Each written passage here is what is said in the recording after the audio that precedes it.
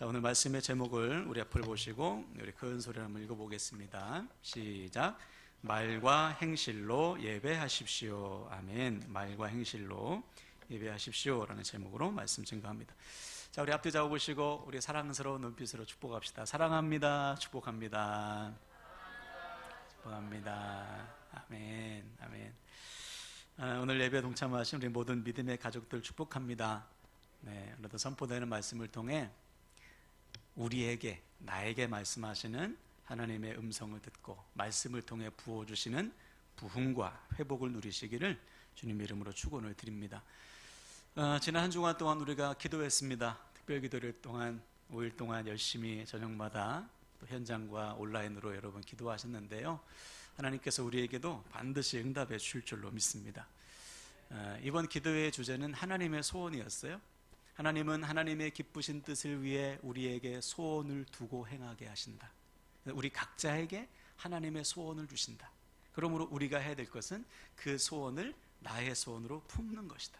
그리고 그 소원에 우리의 삶을 헌신할 때 하나님은 우리를 통해 하나님의 일들을 이루어 가신다. 여러분 이 말씀 가슴에 콕 새기셔서 우리 함께라는 교회 지체들 일평생 하나님의 소원을 품고 하나님의 소원을 이루어 드리는 그 일에 쓰임받는 복을 누리시기를 주님의 이름으로 축원을 드립니다. 그리고 우리가 좀 전에 우리 인권사님 기도하셨지만 기도는 정말 부족해요. 하면 할수록. 특별기도회 상반기 끝났으니까 이걸로 상반기 6개월 퉁치자 이러지 마시고 기도의 불이 지속되시길 축복합니다. 우리가 쉬지 않고 기도할 때 우리 하나님도 쉬지 않고 역사하신다. 이 믿음을 가지고 가정에서, 직장에서, 학교에서 기도의 불을 지속하시기를 다시 한번 주님의 이름으로 부탁을 드립니다. 자, 오늘은 생명과 통로로 살아가는 교회의 두 번째 실천 목표인 예배입니다. 다 같이 한번 따라할까요? 삶으로 드리는 예배. 네, 우리가 생명과 통로로 살아가기 위해서는 예배가 살아야 돼요. 왜냐하면 이 생명과 통로의 삶이란 하나님과 세상을 연결시키는 거거든요.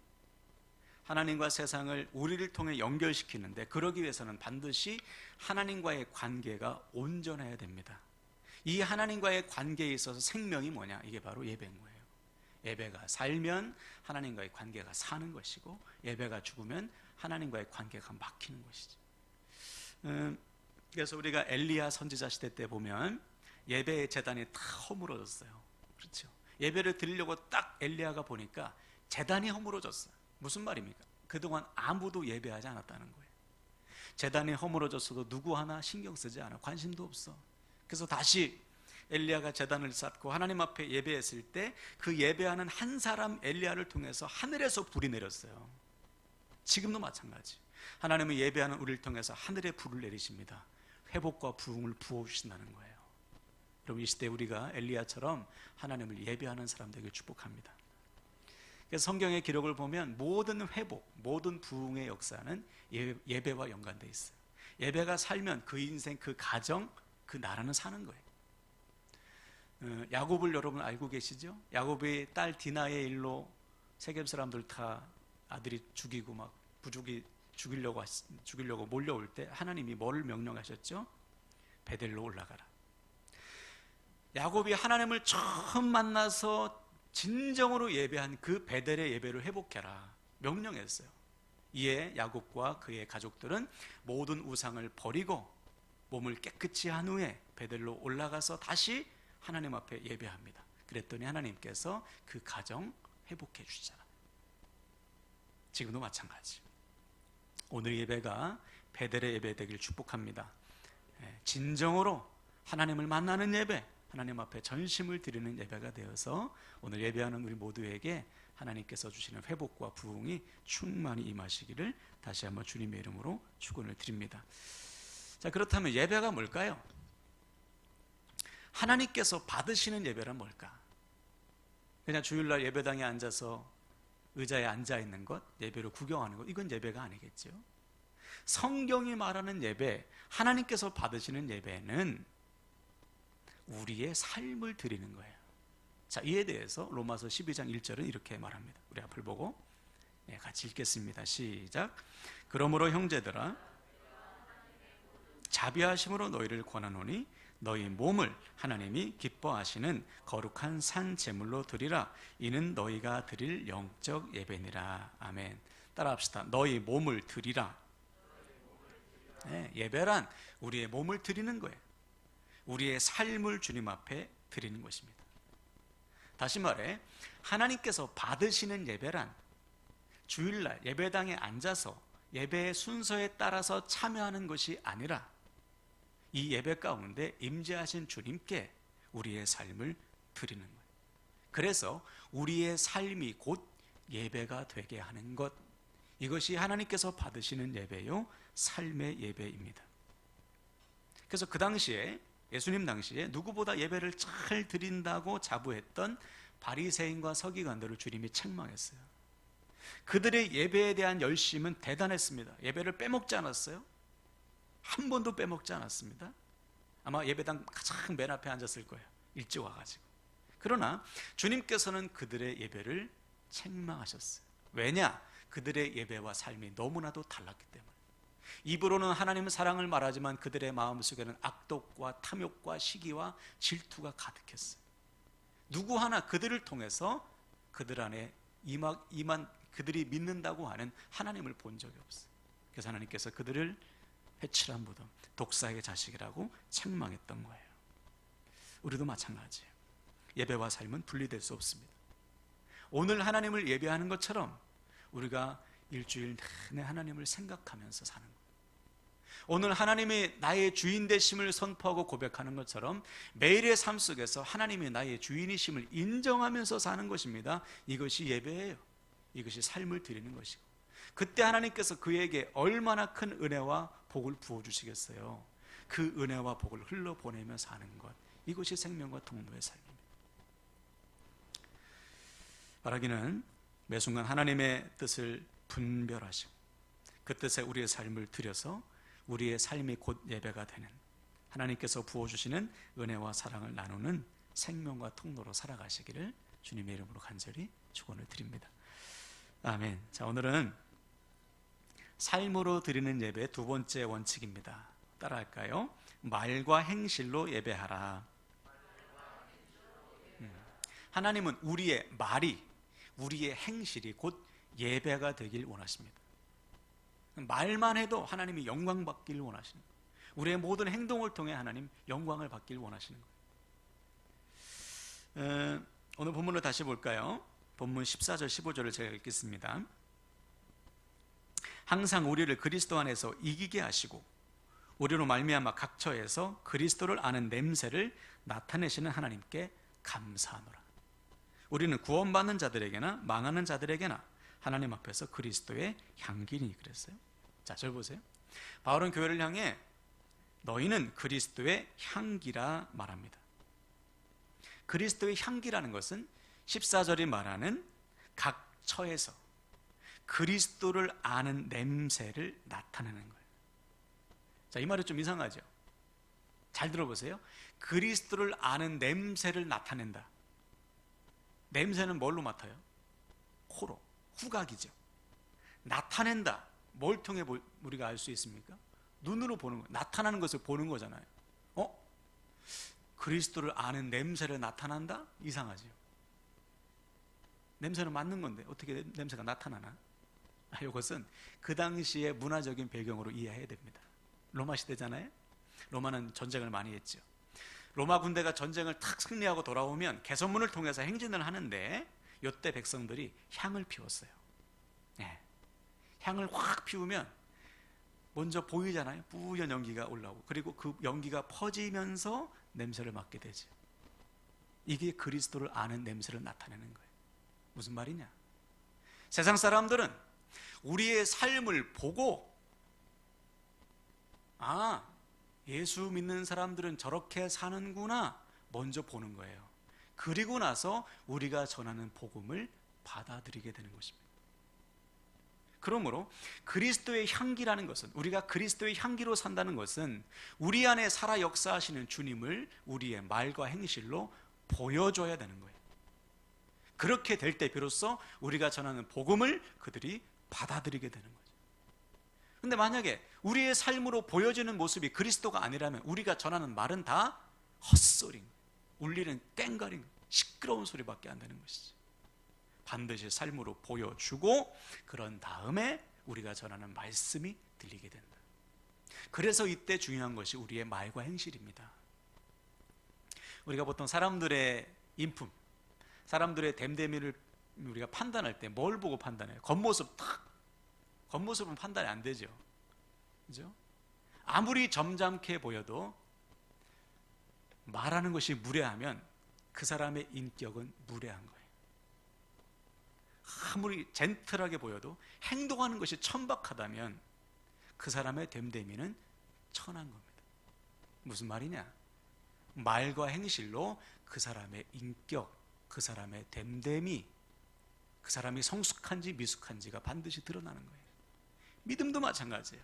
믿음은 반드시 우리의 말과 행실로 드러나게 되어 있어요.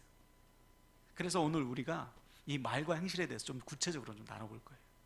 우리의 말과 행실이 예배가 되어야 되는데, 그렇다면 예배가 되는 말과 행실은 뭐냐? 자, 먼저 말을 볼까요? 에베소서 4장 29절입니다. 자, 넘겨보세요. 에베소서 4장 29절. 네, 읽습니다. 시작. 무릇 더러운 말은 너희 입 밖에도 내지 말고 오직 덕을 세우는 데 소용되는 대로 선한 말을 하여 듣는 자들에게 은혜를 끼치게 하라. 아멘. 따라합시다. 은혜를 끼치게 하라. 우리의 말이 예배라는 것은 우리의 말로 은혜를 끼치는 거예요. 가끔 보면 신앙생활을 오래 했는데 말하는 것이 미숙한 사람들이 있어요. 함부로 말하는 사람들이 있죠. 그 사람은 둘 중에 하나일 거예요. 교회는 다니지만 예수를 믿지 않거나, 두 번째는 믿음의 어린아이의 수준에 그대로 머물러 있거나. 우리의 말이 우리의 신앙의 성숙도를 나타내는 거예요. 어떤 말을 해야 되는가? 은혜를 끼치는 말을 하라. 말 한마디를 하더라도 은혜를 끼쳐라. 도대체 뭐냐? 우리 좀 자세하게 한번 볼게요. 자, 먼저 무릇 더러운 말은 입 밖에도 내지 말라. 이 더러운 말이 뭘까요? 이 헬라어로 보면 더러운 말이라는 것은 사프로스라는 단어인데, 이는 쓸데없는 말입니다. 쓸모없는 말, 할 필요가 없는 말. 몇 가지 예를 들면 마태복음 7장에서 주님이 말씀하신 자기 눈에 있는 들보는 보지 못하고 남의 눈에 있는 티끌을 보고 험담하는 사람들, 요즘 말로 뒷담화, 더러운 말인 거예요. 뒤에서 남 욕하지 말라. 쓸데없는 말, 더러운 말입니다. 또 요한일서 2장 16절이 말하고 있는 육신의 정욕, 안목의 정욕, 이생의 자랑과 같은 이 세상의 유한하고 헛된 것들을 자랑하며 떠들어대는 것, 이게 더러운 말이에요. 쓸데없는 말, 돈 자랑, 자식 자랑, 살림살이 자랑, 직업 자랑, 헛된 것입니다. 이런 것은 입 밖에 꺼내지 마. 또 음란한 말 등등, 이 바울의 심정을 알 수 있죠. 입 밖에도 내지 말라. 이 말하는 사람이 교회에 있는 거예요. 에베소 교회에. 제발 저 입을 다물어라. 쓸데없는 말 하지 마라. 모여서 세상 얘기하지 말고 예수님 얘기만 하라. 그래서 대신에 어떤 말을 하라는 거예요? 덕을 세우는 데 소용되는 대로 선한 말을 하라. 이 세 가지가 다 중요합니다. 먼저 덕을 세운다는 것은 오이코도멘이란 단어인데, 이 덕을 세운다는 것은 집 전체를 세우는 것입니다. 무슨 말이냐? 나만 좋은 말이 아니고 공동체 전체에게 좋은 말이에요. 내가 하고 싶은 말이 아니고 공동체 전체를 세우는 말, 이게 덕을 세운다는 거예요. 그 다음에 소용되는 이 단어는 크레이아스인데, 이것은 알맞은, 꼭 필요한 이라는 말입니다. 말 많이 하지 말고 꼭 필요한 말만 해라. 세 번째, 선한 말, 이것은 아가도스인데 유익이 되는 말입니다.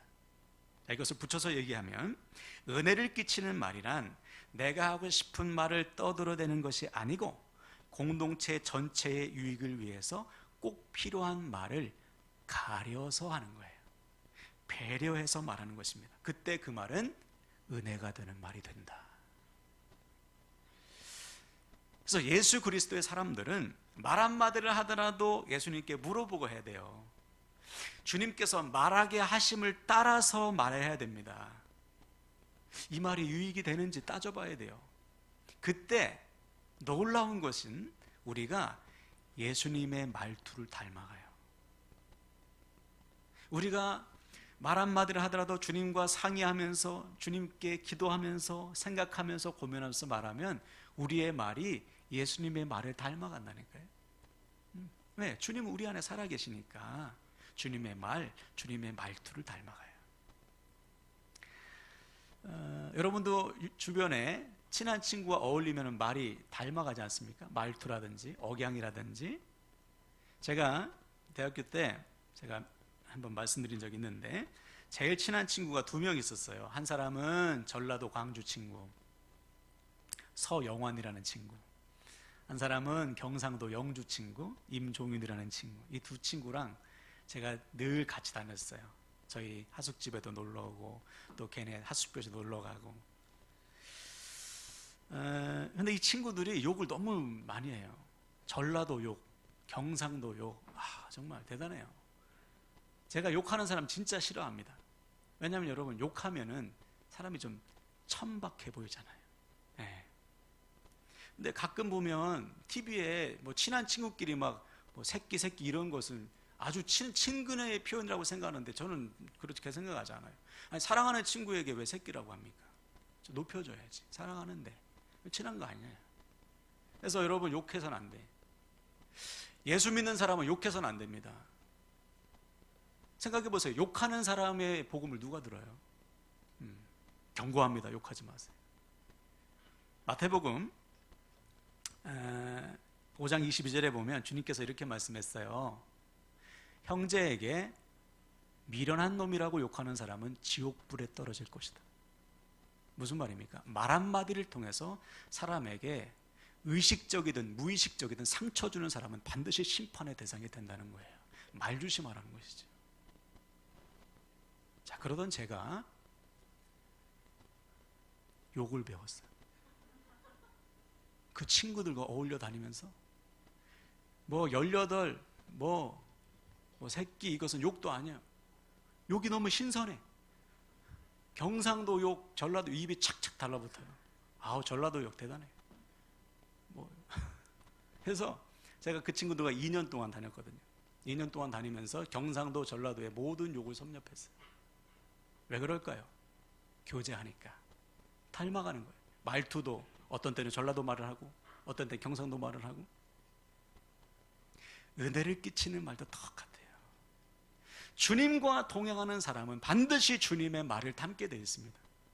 말 한마디를 하더라도 주님의 말하게 하심을 따라서 말하면 그 말이 은혜가 되는 말이 되는 거예요. 반면에 우리가 아무리 예수를 믿는다, 주일날 교회에 온다, 그런데 매일의 삶 속에서 주님과 동행하지 않으면 우리는 절대로 은혜를 끼치는 말 할 수 없어요. 제가 지난 설날 때 영성훈련 다녀왔잖아요. 그 모임을 총 진행하시는 분이 70대 후반의 장로님이세요. 감리교 장로님이신데 제가 그분의 말과 말투를 보면서 처음 느꼈어요. 참 아름답다. 말하는 것이 너무 아름답다. 말에서 사랑이, 유머가, 긍휼과 자비가 철철철 넘치는 거예요. 꾸며서 한 것이 아니고 그분의 삶 자체가 그런 거예요. 정말 예수님이 말하는 것처럼 어쩜 그렇게 사랑스럽고 어쩜 그렇게 재밌고 어쩜 그렇게 긍휼과 자비가 많은지 다른 모든 목사님들의 강의보다 그분이 앞에서 말하는 한마디에 모든 사람들이 은혜를 받았어요. 참 닮고 싶다. 그럼 그분이 천성적으로 그렇게 말을 잘해서 그럴까요? 그렇지 않죠. 주님과 날마다 동행하기 때문에 주님의 말하게 하심을 따라 말하는 거예요. 그랬더니 모두에게 은혜가 되더라. 여러분, 우리의 말이 모든 사람들에게 은혜를 끼치는 말이 되길 축복합니다. 방법은 한 가지밖에 없어요. 매일 매순간 주님과 동행하면서 주님의 말하게 하심을 따라 말하는 거예요. 그때 우리의 말은 공동체를 살리는 말이 되고 우리의 말을 통해 하나님 영광 받으시고 은혜가 되는 말이 될 줄로 믿습니다. 자, 두 번째는 그 다음에 행실이에요. 행실을 사전으로 찾아보니까 이렇게 말하고 있더라고요. 일상생활에서 실제로 드러나는 행동. 그러니까 우리의 행동을 통해서 저 사람의 진짜 모습이 드러난다는 거죠. 행실. 믿음도 마찬가지. 믿음은 반드시 우리의 행실로 드러나요. 주님께서 그 유명한 말씀을 하셨습니다. 마태복음 5장 16절 보면 이같이 너희 빛이 사람 앞에 비치게 하여 그들로 너희의 착한 행실을 보고 하늘에 계신 너희 아버지께 영광을 돌리게 하라. 그렇죠. 우리의 행실을 보고 사람들이 영광을 돌린다. 왜? 우리의 행실을 통해 뭐가 드러나기 때문에, 우리가 믿는 하나님, 우리의 믿음이 드러나기 때문에요. 정반대도 있습니다. 사무엘상 2장 12절 보니까 엘리의 아들들은 행실이 나빠 여호와를 알지 못하더라. 엘리의 두 아들은 행실이 나빴어요. 왜? 여호와를 몰라. 성막에서, 오늘날로 말하면 교회에서 일하는 목사인데 행실이 안 좋아. 당연하죠. 하나님을 모르기 때문에 그들의 행실을 통해서 그들의 믿음 없음이 여실히 드러나는 거예요. 정말 안타깝잖아요. 목사들의 범죄가 요즘도 왜 이렇게 많이 나오는지 뉴스에. 왜 그렇습니까? 강단에서 설교하고 말씀을 전파하고 사람들을 가르치는데 왜 그래요? 주님을 모르기 때문에 그렇죠. 하나님을 안 믿기 때문에, 여호와를 모르기 때문에 행실이 나쁜 거예요. 오늘날 세상이 교회를 비판할 때 우리가 믿는 복음에 대해서, 우리가 믿는 예수님에 대해서, 하나님에 대해서, 성령에 대해서, 우리가 믿는 교리에 대해서 비판하지 않습니다. 우리의 행실을 보고 비판하는 거지. 도무지 너희 행실을 통해서 너희가 믿는 주님을 내가 볼 수가 없어. 너희 믿음이 내가 몰라. 드러나지 않아. 그래서 비판하는 거예요. 그래서 바울은 우리의 행실에 대해서 이렇게 경고했습니다. 우리 앞을 보고 한번 읽어볼까요? 고린도전서 10장 23절 시작. 모든 것이 가하나 모든 것이 유익한 것은 아니요 모든 것이 가하나 모든 것이 덕을 세우는 것은 아니니. 그렇죠? 앞에서 나누었던 말과 똑같습니다. 모든 행실이 다 유익이 되는 게 아니다. 모든 것이 덕을 세우고 선을 이루는 것이 아니다. 가하지만, 가능하지만, 다시 말해서 우리에게는 우리 마음대로 행동할 수 있는 자유가 있지만 그 모든 것이 덕이 되고 선이 되는 것은 아니다. 무슨 말이에요? 우리의 행동이 덕이 되고 선이 되고 은혜를 끼치는 행동이 되도록 우리의 행실을 조심하라는 거예요. 특히 바울이 이 말씀을 한 이유가 있죠. 이 당시에 교회 안에 분쟁이 일어났어요. 무슨 문제입니까? 먹는 문제. 우상에 바쳐진 고기 먹는 문제. 헬라인 출신은 야 먹어도 돼 괜찮아. 유대인 출신은 우리는 율법을 배워가지고 먹기 좀 그런데 누가 옳으냐 누가 맞냐 누가 믿음이 있네 없네를 가지고 교회가 싸운 거예요. 아무것도 아닌 먹는 문제 때문에. 그래서 바울이 선포한 거예요. 선언한 거예요. 나는 고기 안 먹을 거야 이제. 내가 이제부터는 고기 안 먹어. 왜 그렇습니까? 바울에는 고기 먹을 수 있는 자유가 있지요.